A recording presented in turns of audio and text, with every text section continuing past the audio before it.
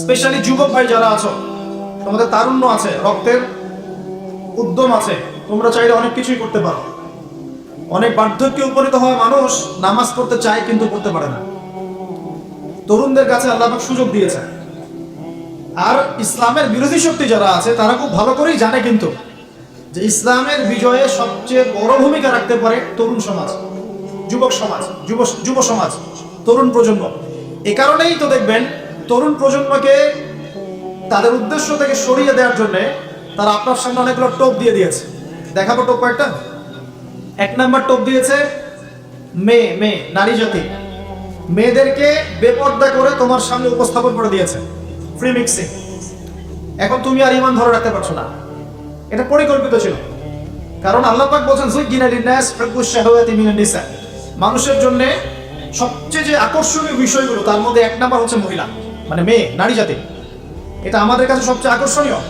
আল্লাহ পাকের সবচেয়ে সুন্দর সৃষ্টিকে মানুষ না, মানুষের মধ্যে আল্লাহ পাকের সবচেয়ে শ্রেষ্ঠ সৃষ্টিকে নারী জাতি।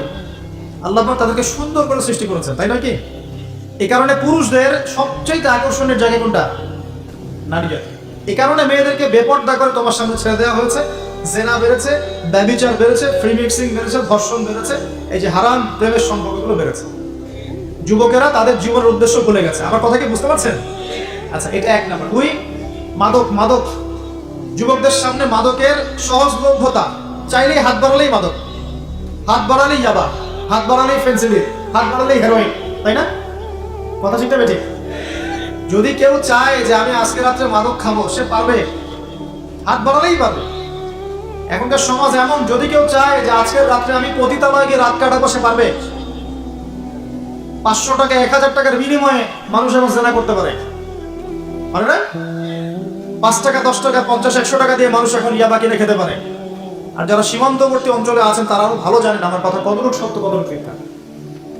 যুবকদের সামনে মাদক এমনি দেওয়া হয় নাই। উদ্দেশ্য কি? তোমার দ্বারা ইসলামের বিজয় সম্ভব ছিল। মাদক সেবন করায় তোমাকে সরাই দিয়েছে ওই রাস্তা থেকে। খুব সতর্ক। 3 নাম্বার, জুয়া।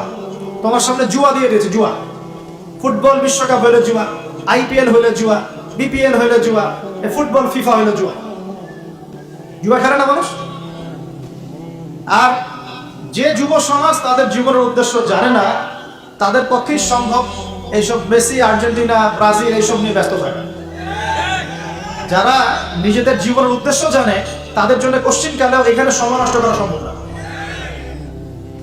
দুনিয়ার জীবনটা কি খেলতামাশা? দুনিয়ার জীবনটা কি খেলতামাশার জন্য? আল্লাহ পাক যে হায়াতটা দিয়েছেন, ধরেন 50, 60 বা 100 বছর, এই হায়াতটা কে দিয়েছেন? এই সময়টার মালিক কে? তাহলে আল্লাহ যদি সময়ের মালিক হয়, আমি কেন সময় 1 ঘন্টা অপচয় করবো ওখানে বসে বসে? এই সময়টা কি আমার নাকি? সময়টা আমার বাপের নাকি? সময়টা কার? আল্লাহর দেওয়ার সময় আমি টিভি সেটের সামনে বসে বসে 1.5 ঘন্টা নষ্ট করে ফেললাম। খেললো 2টা দল, তারই আজকে আমি মাশাআল্লাহ। কালকে দেখলাম কক্সবাজার থেকে আসার সময় রাস্তা ব্লক, পুরা একটা দল জিতেছে, পুরো রাস্তা ব্লক, হাঁটা যাচ্ছে না, মিছিল, পাগলের মতো মানুষ মোটরসাইকেলে ছুটছে, গাড়ি নিয়ে ছুটছে, সিগারেট খাচ্ছে, আরো যে কি খাচ্ছে, মেয়ে নিয়ে ঘুরছে, আর একটা পতাকা নিয়ে ঘুরছে। যে দেশের পতাকা নিয়ে ঘুরছে ওই দেশ জানেও না মনে হয় যে এই দেশে এই আমার সাপোর্টার আছে। হ্যাঁ, আর খেয়াল করে দেখবেন এই আয়োজনগুলো এখন করানো হচ্ছে মুসলিম দেশগুলোকে দিয়ে। মানে মুসলমানদের অবস্থা থেকে এখন মনে হচ্ছে সুবহানাল্লাহ, যে হারাম একটা কাজকে জায়েজ করার যে কত তরিকা বের হয়েছে এখন। একটা মুসলিম কান্ট্রি জিতেছে, মানে ভাবখানা এমন যে এই জেতার ফলে আমরা ইসলামী খেলাফত কায়েম করে ফেলেছি। বিষয়টা কি জানেন? আমাদেরকে এই খেলাধুলার অহেতুক কাজে ব্যস্ত করে দিয়ে ওরা ওদের এজেন্ডা বাস্তবায়ন করছে। দেখবেন যখন রমজান মাস আসে তখন দেখবেন মুসলিম কান্ট্রির উপর নির্যাতন বাড়ে।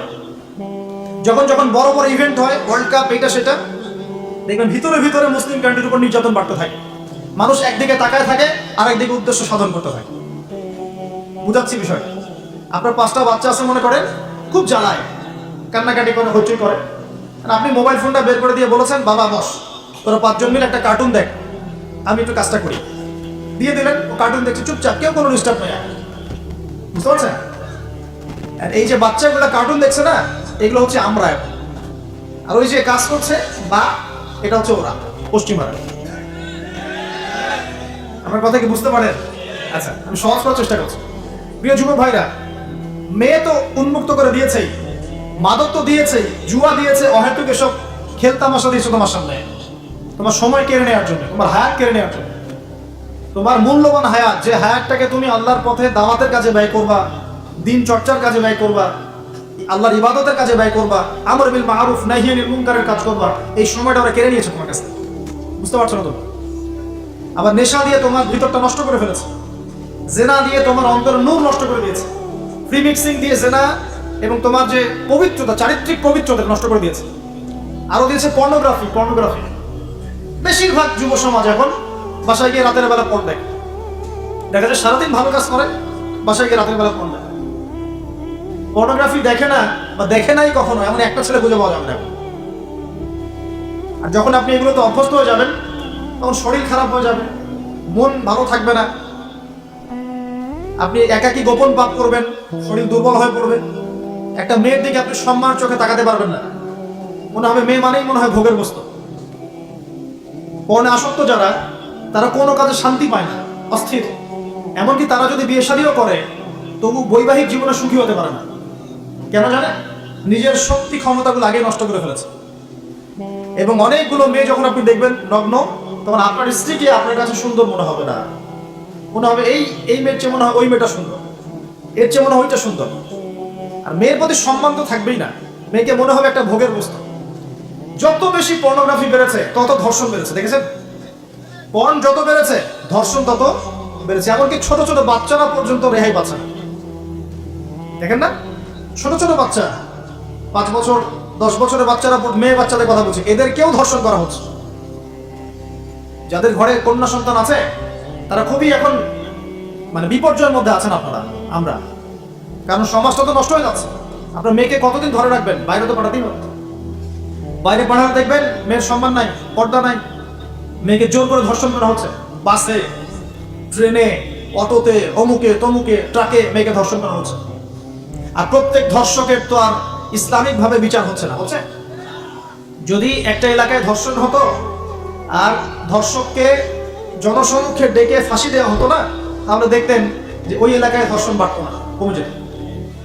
যদি একটা এলাকার চোরদেরকে জনসম্মুখে নিয়ে এসে হাত কেটে ফেলা হতো, তাহলে বুঝতেন চুরি কাকে বলে। ভয়ে চুরি করতে পারতো না মানুষ। আর ভাগ্য ভালো যে এই নিয়মগুলো এখন নাই। কেন ভাগ্য ভালো বললাম? ভাগ্য ভালো কেন বললাম? কারণ এই নিয়ম যদি এই মুহূর্তে চালু করা হয়, এই মুহূর্তে যে এখন এই সেকেন্ডের মধ্যে চালু করা হয়, তাহলে অনেক বড় বড় রাঘব বোয়াল যারা আছে ওদের হাত থাকবে না। বুঝতে পারছেন না? কেউ চুরি করে সিসকা চোর বলি আমরা, কি বলে? ছিচকা চোর বলে। কেউ আছে চুরি করে পুকুর চুরি করে। সিসকা চোরকে ধরতে পারলে রাস্তাঘাটে কি মাইকটা দেওয়া হয়, তাই না? মনে হয় যে নিজের শক্তি খাটানোর একটাই জায়গা, চোর পিটানো। মসজিদে যদি একটা চোর ধরা পড়ে, কি মাইকটা মারে, খুঁটির সাথে বেঁধে একদম জুতা স্যান্ডেল দিয়ে। আর সামনে যে পুকুর চুরি করে বসে আছে, কিছুই করতে পারতেছে। কি কথা মিথ্যা বলা বলছে? যদি একটা মুসলিম রাষ্ট্রের মধ্যে দুর্নীতি না থাকতো না, মুসলিম রাষ্ট্র বিশ্বকে নেতৃত্ব দিত ইনশাআল্লাহ। যদি কোনো মুসলিম রাষ্ট্রের মধ্যে দুর্নীতিটা না থাকতো না, তাহলে দেখতেন ওই রাষ্ট্র অবশ্যই বিশ্বকে নেতৃত্ব দিত ইনশাআল্লাহ। এমন অনেক অমুসলিম রাষ্ট্র আছে যেগুলো অমুসলিম হওয়া সত্ত্বেও ওদের মধ্যে কোনো দুর্নীতি নাই, জানেন? আল্লাহ পাক আমাদের সবাইকে পরিপূর্ণ মুসলমান হওয়ার তৌফিক দান করুন। দেখেন, আল্লাহ পাক বলেছেন, উদখুলু ফিস সিলমি কাফা, তোমরা পরিপূর্ণরূপে ইসলামে প্রবেশ করো। এখন আমি যদি নামাজও পড়ি, আবার ঘুষও খাই, এদিকে রোজাও রাখি, আবার সুদও খাই, আবার এদিকে আমি হজ উমরাও করি, অন্যের সম্পদ আত্মসাৎ করি, মাপে কম দেই, মজুদদারি করি ইত্যাদি, আমি কি পরিপূর্ণ মুসলিম? আমি কি উদখুলু ফিস সিলমি কাফার উপর আমল করতে পেরেছি? আর আল্লাহ পাক এখানে বলছেন, ওয়ালা তামুতুন্না ইল্লা ওয়া আনতুম মুসলিমুন, পরিপূর্ণ মুসলমান না হয়ে তোমরা মৃত্যুবরণই করিও না। করলে সমস্যা। পরিপূর্ণ মুসলমান না হয়ে মারা গেলেই সমস্যা। কি সমস্যা? ওই যে আল্লাহ পাক বলবেন, মান রব্বুক, বলবে লা আদরি, আমি তো জানি না, কারণ পরিপূর্ণ মুসলমান হয়নি তো, আল্লাহর সাথে শিরক করেছেন। আল্লাহ পাক বলবেন, মা দীনুক, বলবে লা আদরি, আমি জানি না। মা দীনুক উত্তর কেমন করে দিতে পারবে? ইসলামের কিছু অংশ মানে, কিছু অংশ মানে না। ইসলামের কিছু অংশ মানে, নামাজ, রোজা, হজ, যাকাত, তাসবিহ, তাহলিল সবই মানে, কিন্তু সুদ ছাড়তে হবে, ঘুষ ছাড়তে হবে, জেনা করা যাবে না, মদ খাওয়া যাবে না, দুর্নীতি করা যাবে না, মানে না। তাহলে মা দিনুক কি উত্তর দিবে? মান নবিয়ুক, কে নবী? উত্তর কিভাবে সম্ভব? নবীর সুন্নতি তো নাই গায়ের উপরে, চেহারায় নাই, কাপড়ে নাই, চলাফেরায় নাই, ওঠা বসায় নাই, ইবাদতে থাকলেও অর্থনীতির মধ্যে নাই, অর্থনীতির মধ্যে থাকলেও সংস্কৃতির মধ্যে নাই, সংস্কৃতিতে থাকলেও সমাজে নাই। নবীর সুন্নত কি খালি ঘরে তসবিহ টেপার মধ্যেই? মানে আমরা খালি সুবহানাল্লাহ সুবহানাল্লাহ পড়বো, এটাই সুন্নত? দাড়ি ছেড়ে দিব, এটাই খালি সুন্নত? টাকটার উপরে কাপড় পরবো, এটাই কি খালি সুন্নত? সমাজের মধ্যে সুন্নত নাই, অর্থনীতির মধ্যে সুন্নত নাই, ব্যবসা বাণিজ্যের সুন্নত নাই, চাকরি বাকরিতে সুন্নত নাই, পরিবারের সুন্নত নাই, সংস্কৃতির মধ্যে সুন্নত নাই, আর রাষ্ট্রের কথা বললাম না, ওটা বাদ দেন, ওটা এযুগে সম্ভব না। ইল্লা মাশাআল্লাহ, যদি আল্লাহ পাক না চান। ওইদিকে আমি কথাই বলতে চাচ্ছি না, আমি সমাজ পর্যন্তই আছি, এর উপর যাচ্ছি না। তো প্রিয় ভাইরা, যুব ভাইদের কথা বলে আমি সামনে যাব। 1 নাম্বার কি বলেছি? তোমরা সতর্ক থাকবে মেয়ে থেকে। কি থেকে? মেয়ে থেকে 100 হাত দূরে।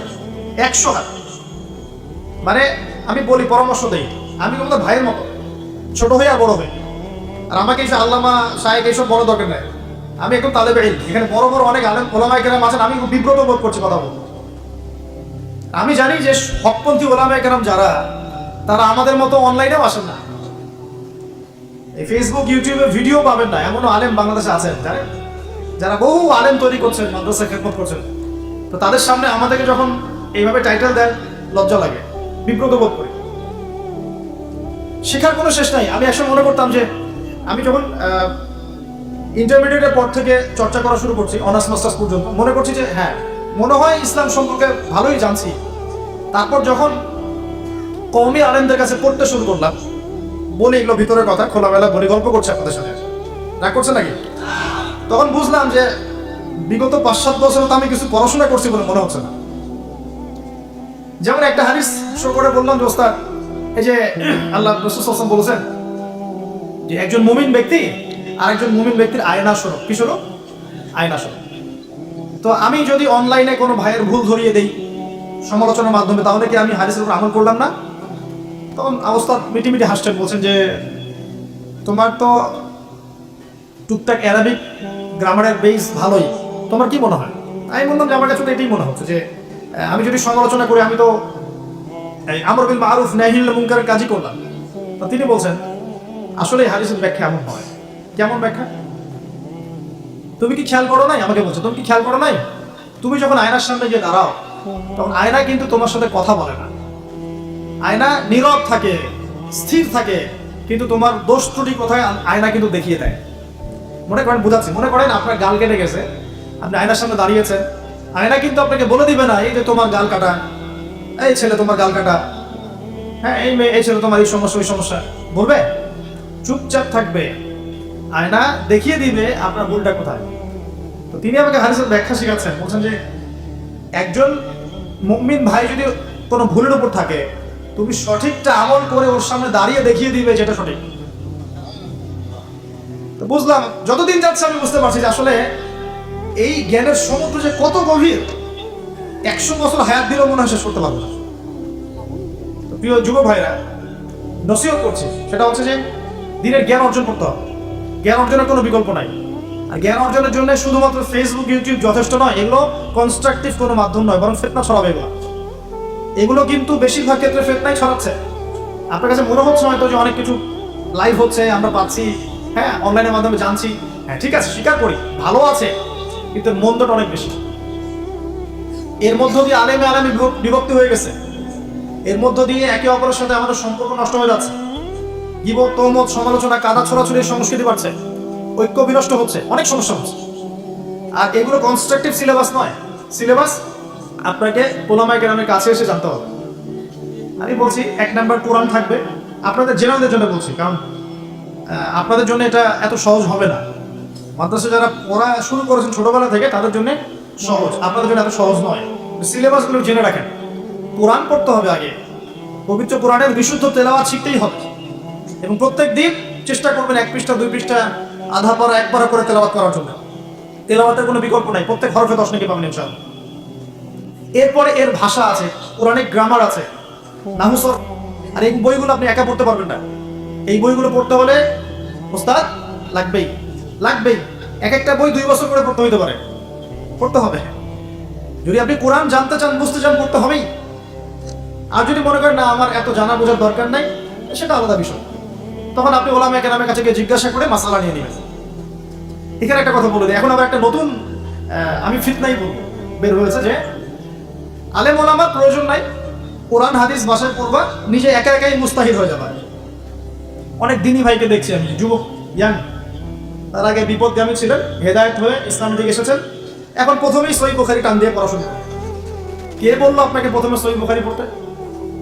আপনি কি এক লাভ দিয়ে এই মেডিকেল সায়েন্সের বই পড়তে যাবেন? এত কঠিন কঠিন বই আগে কেন? এই বইগুলো পড়তে ওলামা কেরামে 15-20 বছর সময় লাগে। 15-20 বছর সময়, 15 বছর বেশি বলে ফেলছেন না, আমাদের মতো হলে 20 বছর লাগবে। কঠিন বই আগে না, আগে সহজ বইগুলো পড়তে হতো। তো ভাবখানা তখন দেখা যায় এমন, কয়েকটা হাদিসের কিতাব পড়ে, কোরআনের কিছু অনুবাদ পড়ে, আলেম ওলামার দরকার নাই, কোনো মাযহাবেরও দরকার নাই, আমি নিজে একাই মুস্তাহিদ। এটা একটা ফিতনা চলছে। তো আমি বুঝাচ্ছি আপনাকে, একটা মাসআলা ধরেন আপনার সামনে আসলো, মনে করেন ওই যে আমি পেপার মানি নিয়ে কথা বলেছিলাম না, কাগজের টাকা। এরপর আসছে ক্রিপ্টোকারেন্সি। কি আসছে? নাম শোনেন নাই? ইলেকট্রনিক মানি তো চলে আসছে, যে ইলেকট্রনিক মানি দিয়ে আপনারা লেনদেন করছেন না। এরপরে আসবে ক্রিপ্টোকারেন্সি। ক্রিপ্টোকারেন্সি মানে বিটকয়েন। এগুলো ভবিষ্যৎবাণী না, কিন্তু কিছু মানুষ মনে করে এগুলো ভবিষ্যৎবাণী। এগুলো ভবিষ্যৎবাণী না, এগুলো বর্তমান। অলরেডি পৃথিবীর কিছু কিছু দেশে চলে আসছে, হয়তো বা এদেশেও অচিরে আসবে। তো মনে করেন এখন আপনি একজন সাধারণ মানুষ, ক্রিপ্টোকারেন্সি কি জিনিস আপনি বোঝেন না। এখন আপনি একজন আলেমের কাছে আসলেন, এসে বললেন যে হুজুর ক্রিপ্টোকারেন্সি কি জিনিস আমি বুঝি না, এটা হালাল না হারাম, জায়েজ না জায়েজ, কতটুকু রাখা যাবে রাখা যাবে না, মাসালা দেন। এখন আমি যদি আপনাকে বলি এই যে ভাই নেন কোরআন, এই যে তাফসীর ইবনে কাসির নেন, জালালাইন নেন, মারিফুল কোরআন নেন, এই যে বুখারী, মুসলিম, তিরমিজি, আবু দাউদ, নাসাই, সবগুলো নেন, বাসায় গিয়ে পড়াশোনা করে মাসালা বের করেন। পারবেন? সম্ভব? সম্ভব কি? কে পারবে? যিনি মুস্তাহিদ। আর একটা সমাজের মধ্যে মুস্তাহিদ মানুষের সংখ্যা কতজন থাকে? অল্প কিছু। বেশিরভাগ মানুষই তো অন্ধ অনুকরণ, তাকলিদ করতে হবে। তখন এই যে আপনি আমার কাছ থেকে মাসালাটা জানলেন, এই মাসালা জেনে নেওয়াটা কি আপনার জন্য উচিত না অনুচিত? আপনার এই মাসালা জেনে নেওয়াটা কি উচিত না অনুচিত? এই মাসালা আমার কাছে বা আলেমের কাছে না জানলে কিভাবে শিখবেন আপনি? শেখার জন্য আপনাকে আসতে হবে না? এটাই মাযহাব, এটাই মাযহাব। এখানে বিভ্রান্তির কোনো সুযোগ নাই যে আমি এগুলা মানি না, আমি খালি বইপত্র একা একা পড়বো, আলেম হয়ে যাবে, সম্ভব না। যখন আমরা কলেজে পড়তাম অনেক সময় মনে হতো যে হয়তো বা সম্ভব। যখন পড়া শুরু করেছি তখন দেখছি যে না, এই সমুদ্রে ডুব দেওয়া কেবল শুরু, এর তলানি খুঁজে বের করতে 100 বছর লাগবে মনে হয়। আল্লাহ ভালো জানে। তো প্রিয় ভাইয়েরা, যুবক ভাইদেরকে বলছে, স্পেশালি আজকের লেকচারটা স্পেশালি তোমাদের জন্যই, যে এই ফাঁদগুলো থেকে বেঁচে থাকবে এবং এলেম অর্জন করবে। এলেম অর্জনের কোনো বিকল্প নাই, এবং এলেম অর্জনের জন্য সিলেবাস লাগবে। আর অনেক বইপত্র একা একা পড়তে পারবে না, আলেম ওলামাদের সংস্পর্শ লাগবেই, অন্যথায় পারবে না। এর পাশাপাশি আপনি সিরাতের বই পড়বেন, ইতিহাস পড়বেন, ইসলামিক অর্থনীতি পড়বেন, হ্যাঁ, ভূরাজনৈতিক প্রেক্ষাপটের বইগুলো পড়বেন, এগুলো ঠিক আছে।